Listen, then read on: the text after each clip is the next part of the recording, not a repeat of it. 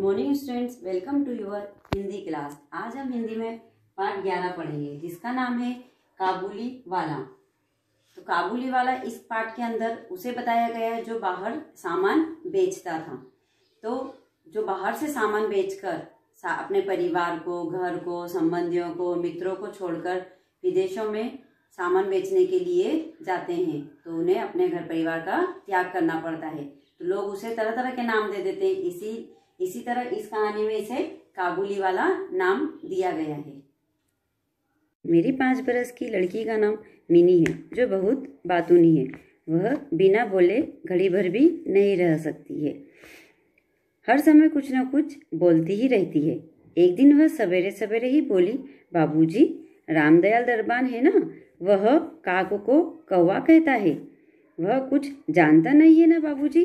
वह अपने बाबूजी से पूछती है मिनी, जो कि बहुत ही बातूनी है और दिन भर कुछ न कुछ बोला करती है।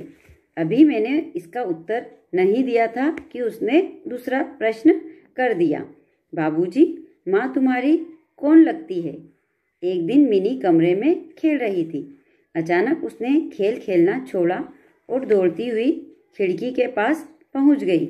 मेरा घर सड़क के किनारे होने के कारण खिड़की से सब कुछ दिखाई देता है। मिनी ने खिड़की से गर्दन बाहर निकालकर कहा, काबुली वाले, ओ काबुली वाले। मैंने खिड़की से देखा कि एक लंबा सा व्यक्ति धीमी चाल में सड़क पर जा रहा था। उसने कंधे पर मेवों की एक झोली लटका के रखी हुई थी। उसने अपने हाथ में अंगूर की एक पिटारी पकड़ी हुई थी। लोग उसे काबुली वाला कहते थे। वैसे उसका नाम रहमत था।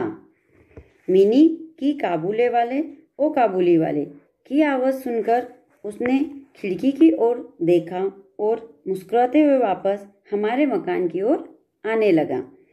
वह मिनी जो कभी अभी तक काबुली वाले, ओ काबुली वाले कहकर रहमत को बुला रही थी, अचानक उसे हमारे मकान की ओर आते देखकर डरकर मकान के भीतर वाले हिस्से में भाग गई। उसे डर था कि कहीं काबुली वाला उसे पकड़कर न ले जाए। अब तक काबुली वाला मकान के भीतर आ गया था। मुझे देखते ही उसने सलाम किया। उसके सलाम का उत्तर देकर मैंने उससे खाने की कुछ वस्तुएं खरीदी। मेरे आसपास मिनी को न देखकर उसने पूछ ही लिया, बाबू साहब, आपकी लड़की कहाँ गई है? काबुली वाले से मिनी का डर दूर हो जाए इसलिए मैंने उसे घर के भीतर से अपने पास बुला लिया। मिनी मेरे पास आकर खड़ी हो गई। काबुली वाला मिनी को देखकर बहुत खुश हुआ और उसने अपनी झोली से किशमिश और बादाम निकालकर मिनी की ओर बढ़ाए। मिनी उससे डरी हुई थी। उसने काबुली वाले से कुछ नहीं लिया और मेरे घुटनों से चिपक गई। यह मिनी का काबुली वाले से पहला परिचय था। कुछ दिनों बाद में किसी आवश्यक काम से बाहर जा रहा था। मैंने देखा कि मिनी काबुली वाले के पास खड़ी बातें कर रही थी और काबुली वाला उसकी बातों को सुनकर मुस्कुरा रहा था। मैंने देखा कि मिनी की झोली किशमिश और बादाम से भरी हुई है। मुझे काबुली वाले का मिनी को ये चीज़ें बिना पैसे के देना अच्छा नहीं लगा। मैंने उसे अठन्नी देते हुए कहा, इसे यह सब क्यों दिया? अब मत देना। काबुली वाला कुछ देर तक मिनी से बातें करता रहा, उसकी बातें सुनता रहा। वहाँ से जाते हुए वह मेरी दी गई अठन्नी को मिनी की झोली में डाल दिया।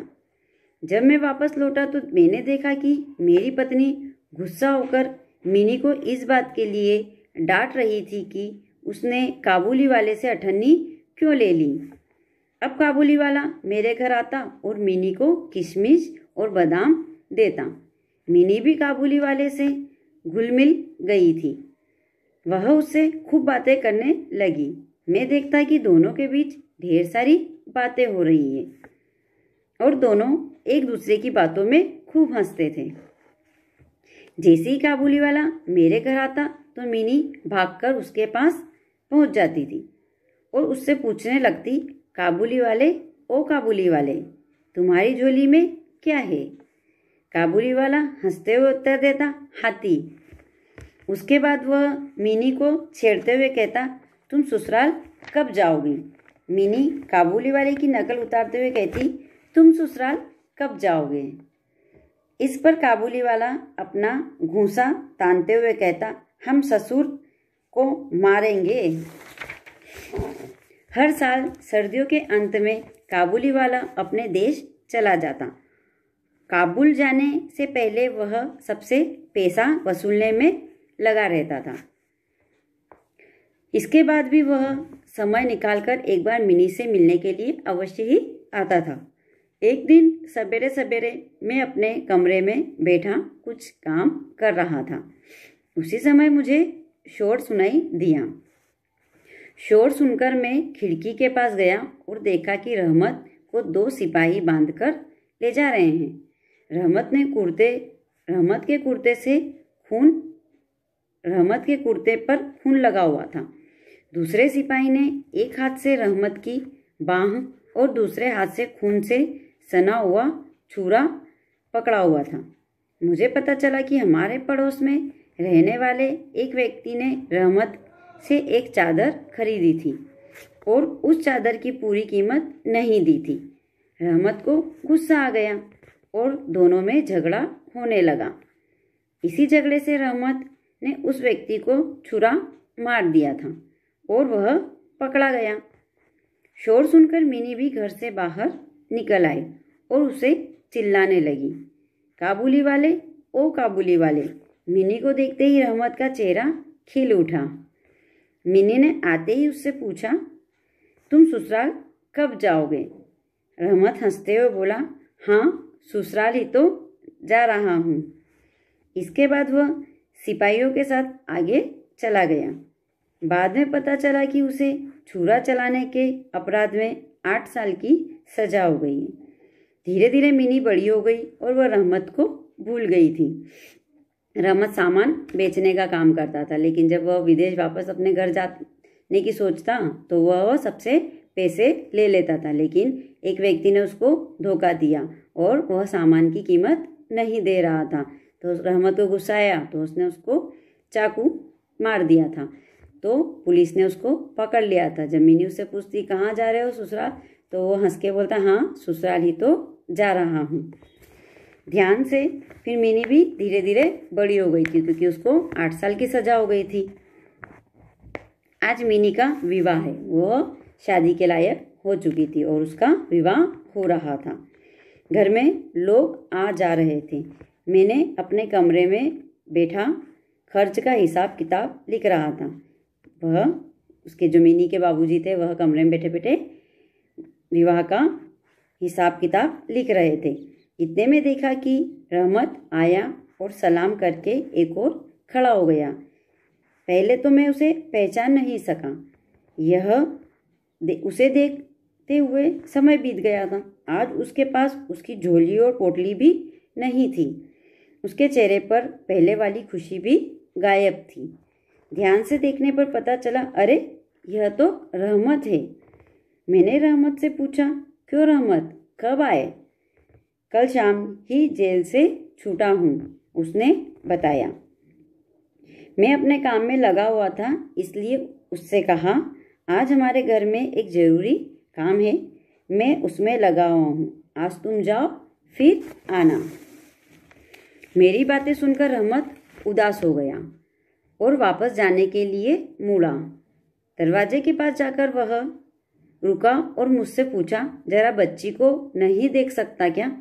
शायद उसे यही विश्वास था कि मिनी अभी तक पहले जैसी वाली ही छोटी सी बच्ची है, जो पहले की तरह काबुली वाले ओ काबुली वाले कहकर भाग चली आएगी। उसे यह भी विश्वास था कि उन दोनों की बातों में पहले की तरह कोई रुकावट नहीं हुई होगी। मैंने उससे कहा, आज घर में बहुत काम है, आज उससे मिलना नहीं हो पाएगा। मेरी बात सुनकर रहमत उदास हो गया था और सलाम करके दरवाजे से बाहर निकल गया। मैं सोच ही रहा था कि उसे वापस बुलाऊं।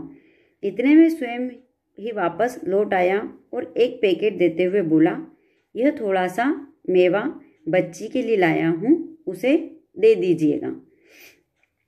मैंने उसे पैसे देने चाहे पर उसने कहा, आपकी बहुत मेहरबानी है बाबू साहब, पैसे रहने दीजिए। फिर जरा ठहर कर बोला, आपकी जैसी मेरी भी एक बेटी है, मैं उसकी याद कर करके आपकी बच्ची के लिए थोड़ा सा मावा ले आया करता हूँ। मैं यहाँ सौदा बेचने नहीं आता हूँ। रहमत मिनी से इसलिए मिलता था क्योंकि उसकी भी एक बेटी थी, तो उसे मिनी को देखकर उसकी बेटी की याद आ जाती थी, इसलिए वह मिनी से बहुत बातें करता रहता था। इसके बाद उसने अपने कुर्ते की जेब में हाथ डालकर कागज का एक टुकड़ा निकाला। मैंने देखा कि एक कागज पर थोड़ी सी कालिख लगाकर हाथ की छाप ले ली। अपनी बेटी की इस तरह याद को छाती से लगाकर रहमत हर साल कलकत्ते के गली कूचों में सौदा बेचने आते थे। यह देखकर मेरी आंखें भर आई। सब कुछ भूलकर मैंने उसी समय मिनी को बाहर बुलाया। विवाह की पूरी पोशाक और गहने पहने मिनी लाज से सिकुड़ी मेरे पास आकर खड़ी हो गई। उसे देखकर रहमत पहले तो सकपका गया। उससे पहले जैसी बातचीत करते न बना। बाद में हंसते हुए बोला, लल्ली सास के घर में जा रही हो क्या? मिनी अब सास का अर्थ समझती थी। मारे शर्म के उसका मुंह लाल हो उठा था। मिनी के चले जाने के बाद एक गहरी सांस भरकर रहमत वहीं जमीन पर बैठ गया। उसकी समझ में यह बात एकाएक स्पष्ट हो उठी थी कि उसकी बेटी भी इतने दिनों में मिनी जैसी बड़ी हो गई होगी। इन 8 वर्षों में उसका क्या हुआ होगा, कौन जाने। वह उसकी याद में खो गया। मैंने कुछ रुपए निकालकर उसके हाथ में रख दिए और कहा, रहमत तुम भी बेटी के पास अपने देश चले जाओ।